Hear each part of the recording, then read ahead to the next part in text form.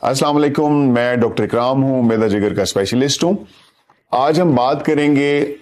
उन लोगों के बारे में जिन्हें पहले या तो मैदे का मसला है या वो किसी और ऐसी बीमारी का शिकार हैं, जैसे जिगर की बीमारियां हैं, दिल की बीमारियां हैं, कोलेस्ट्रॉल है, ब्लड प्रेशर है, शुगर का मर्ज है या यूरिक एसिड है। तो वो ईद पे क्या एहतियातें करेंगे और किस तरह वो इस त्यौहार से, इस गोश्त से ख़ास तौर पे फ़ायदा भी ले सकते हैं और इसकी वजह से जो पेचीदगियां हो सकती हैं उससे वो कैसे बच सकते हैं। तो सबसे पहले देखते हैं कि जिगर का जो मर्ज होता है, जिसे हम लिवर सिरोसिस कहते हैं, जिसमें जिगर सुकड़ जाता है और जो मरीज है उसका मुख्तलिफ किस्म की पेचीदगियों का शिकार होता है, जैसे पेट में पानी का होना या वो गलूदगी में जाता है या इसके अलावा उसे खून की उल्टियां आती हैं। ये आमतौर पर पेचीदगियां हैं जो जिगर की बीमारी में होती हैं।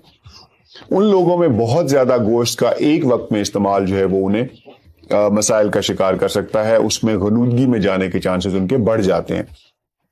तो याद रखिए कि गोश्त का इस्तेमाल जो है उन्हें एक हद तक करना है। उनको प्रोटीन जो है वो एक हद तक लेनी होती है, तो उन्हें ज्यादा गोश्त इस्तेमाल नहीं करना। अगर मैं एक रफली बताऊं आपको, तो वो एक टाइम पे जो है वो 2 से 3 या मैक्सिमम 3-4 छोटी बोटियां जो है वो इस्तेमाल कर सकते हैं दिन में 1 से 2 बार। लेकिन इससे ज्यादा अगर वो एक वक्त में ज्यादा गोश्त लेंगे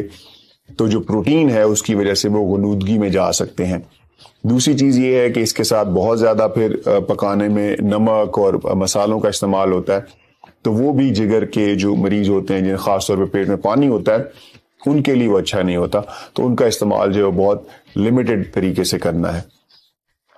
इसी तरह जो मैदे के मसाइल का शिकार हैं, जिन्हें मैदे की तेजाबियत है या जिन्हें मैदे का अल्सर है या जो अक्सर मैदे के दर्द का शिकार रहते हैं, उन लोगों के लिए भी यहाँ पे बहुत ज्यादा एहतियात होगी कि वो गोश्त का इस्तेमाल ज्यादा अगर करेंगे तो उनके लिए हजम करने का जो मरहला है वो मुश्किल होगा और मैदा जो है वो मजीद मसाइल का शिकार हो सकते हैं वो उसके।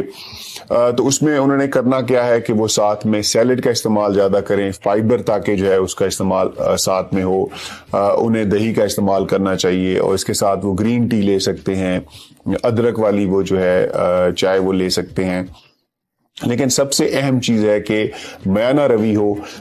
इस्तेमाल जो है गोश्त का वो कम से कम हो, मतलब इतना ना हो कि वो उनके लिए फिर बाद में प्रॉब्लम बने और वो डॉक्टर के पास जा रहे हों। और उनकी दवाइयां जो हैं खास तौर पे जो उन्हें दी गई हैं मैदे के लिए, उनका इस्तेमाल भी वो जारी रखें और उसको स्किप ना करें, उनको छोड़ें मत, क्योंकि उससे फिर उनका जो ये जो त्यौहार है वो उसमें मसाइल हो सकते हैं और उन्हें अस्पतालों के चक्कर जो है वो लगाना पड़ सकते हैं। इसके बाद जो लोग कोलेस्ट्रॉल का जिन्हें प्रॉब्लम होता है, जैसे हम चर्बी कहते हैं, जो खून में चर्बी की मिकदार ज्यादा है, कोलेस्ट्रॉल ज्यादा है, तो याद रखिए जो गोश्त है इसमें काफी ज्यादा मिकदार में फैट होती है और ज्यादा मिकदार में ये गोश्त अवेलेबल होता है तो फिर खाया भी बहुत ज्यादा जाता है। तो यहाँ पे उन्हें एक खास तौर पे ख्याल रखना है कि एक तो फर्दर जैसे हम जो घी में पकाते हैं, ऑयल में पकाते हैं, वो पका हुआ उनका बिल्कुल कम से कम इस्तेमाल हो गोश्त का। जो बाकी तरीके से बनता है, जैसे बारबेक्यू करके या ग्रिलिंग करके या बेकिंग करके, उसको उस तरीके से इस्तेमाल करके जो है वो इस्तेमाल कर सकते हैं ताकि उनका कोलेस्ट्रॉल जो है वो बढ़े ना और वो अपनी दवाइयां जो उनकी जारी हैं वो भी हमेशा लेते रहें। इसी तरह जो दिल की बीमारियों का शिकार लोग हैं, जिन्हें कोई दिल का मसला है, दिल के स्टेंट डले हुए हैं या वैसे दिल की बीमारियां हैं, हार्ट अटैक हुआ है,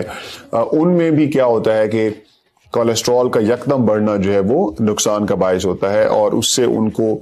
दिल की बीमारी जो है वो उसमें मजीद बढ़ने के जो है वो खतरा होता है। तो उन्हें भी एक लिमिटेड मिकदार में जो है वो, कम मिकदार में जो है वो गोश्त लेना है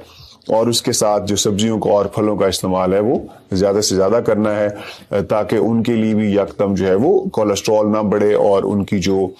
दिल की बीमारियां हैं वो मजीद ना बढ़े। इसी तरह जो प्रोटीन हम लेते हैं वो जब हजम होती है तो उसके साथ जो है वो यूरिक एसिड जो है वो ज्यादा बनता है یورک ایسڈ کے مریض جو ہیں انہیں بھی چاہیے کہ وہ اس موقع پہ جو ہے وہ گوشت کا استعمال کرتے ہوئے بہت زیادہ گوشت کھانے سے پرہیز کریں اور ایک مناسب مقدار میں جو ہے وہ گوشت لیں۔ اسی طرح جو بلڈ پریشر کے مریض ہیں انہیں بھی خاص طور پہ منع کیا جاتا ہے کہ وہ نمک کا استعمال خاص طور پہ کم سے کم رکھیں۔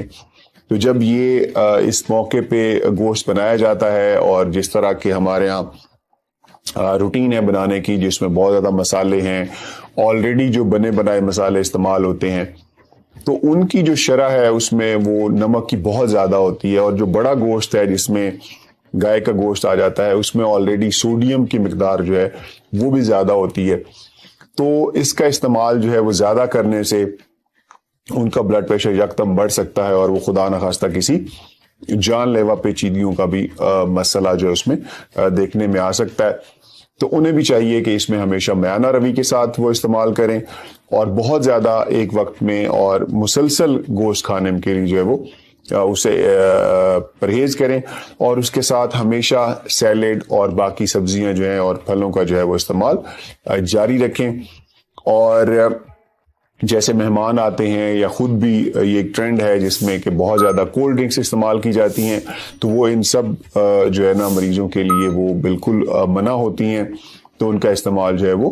اس سے بھی انہیں بچنا چاہیے۔ تو احتیاط کریں